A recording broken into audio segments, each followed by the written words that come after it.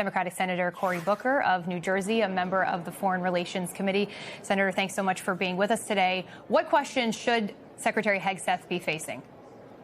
Well, first of all, it's astounding to me that he has been on the Hill so little. Remember, we are now engaged in a war that's going on for months. It's cost tens of billions of dollars. It's skyrocketed Americans' costs, that has cost the lives of 14 service people. And there are so many questions they're not answering.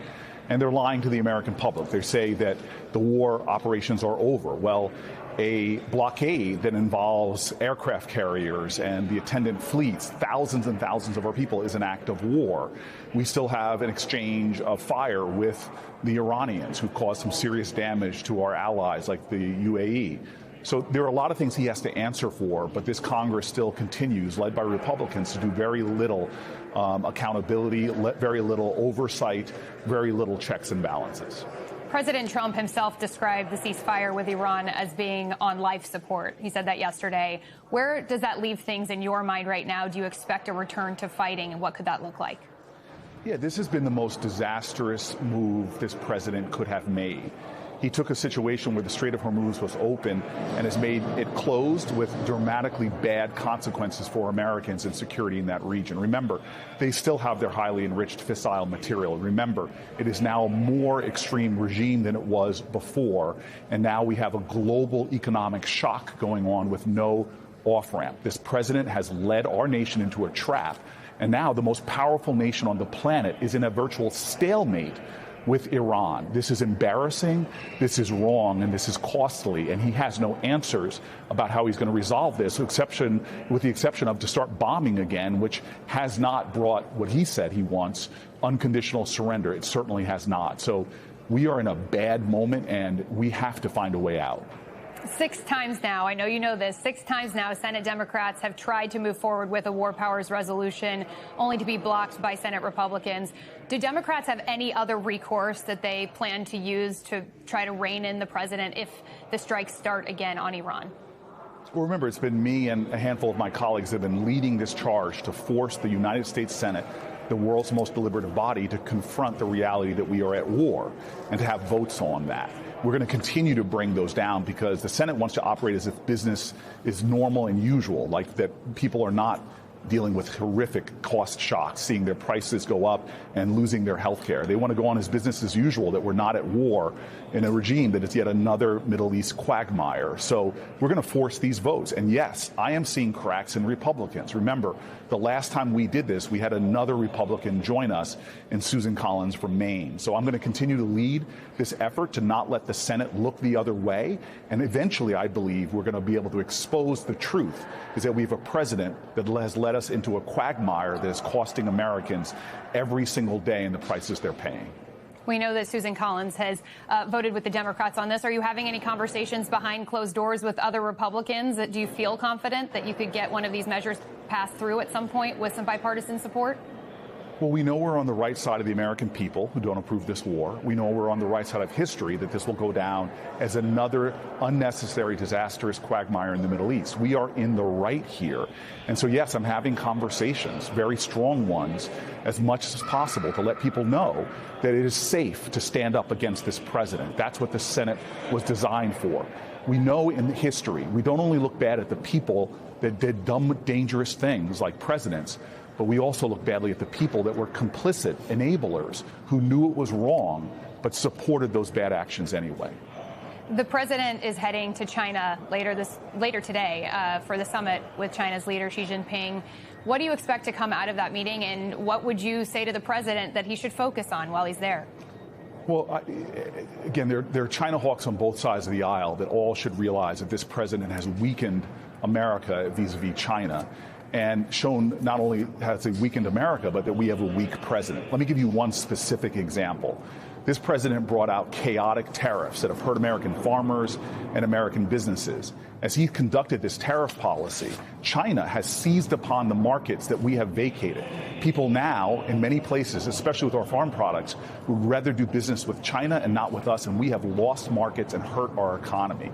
This is a president that continues to surrender ground to the Chinese. Look at what's happening in Africa as we retreat from that continent and they fill the vacuum. And so she knows that. She is pleased right now that we're caught up in a Middle East war, moving assets from the Asian region into the Middle East to deal with this conflict that should not have been started for the first place. So our president is going into negotiations with our biggest global rival in a weakened position who has shown himself to be a weak strategist. I'm very concerned. I want to switch gears here and talk about what we're continuing to see as the fallout from the Supreme Court's decision last week on voting rights. The High Court Monday cleared the way for Alabama to redraw its map to eliminate a majority black district. Where does all of this go next? Well, remember, this is a Supreme Court that has basically said we want to go back to the post-Reconstruction period where southern states were trying to eviscerate black representation in Congress.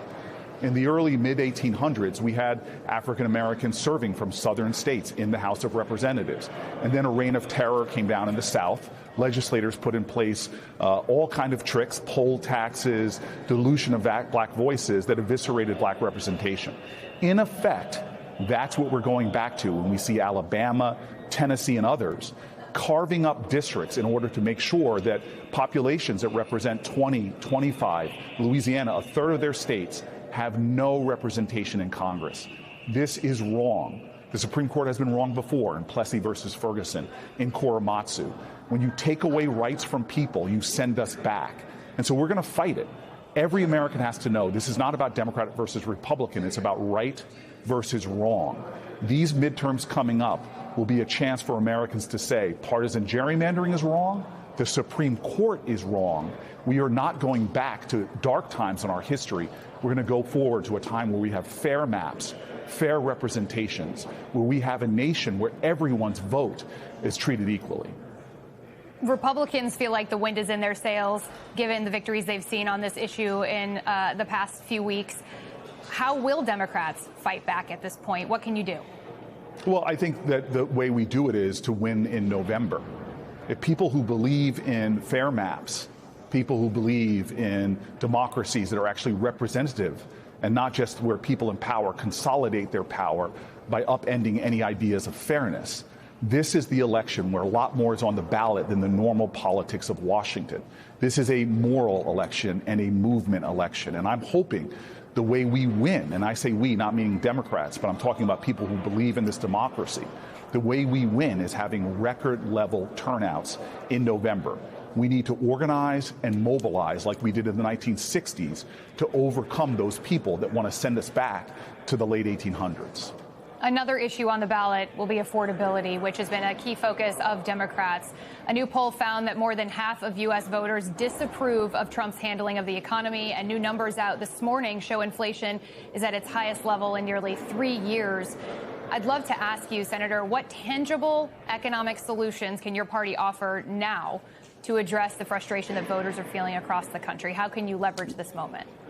Well, first of all, I've put forward big ideas that would immediately put thousands of dollars back in Americans' pockets, like raising the standard deduction for a family to $75,000 and pay for it completely by getting rid of these tax loopholes that Donald Trump has expanded for the wealthiest corporations and the wealthiest individuals. It's a way to level our tax system and give people literally maybe 10% plus boosts to their annual incomes. Democrats have big ideas, but the power in Washington is completely in the Republicans' column.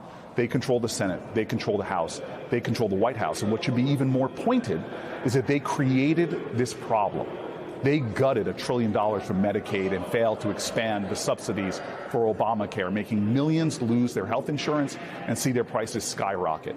Donald Trump's chaotic tariff policy and his war in Iran has sent everybody's prices skyrocketing from pain at the pump to the cost of the things families need to get by.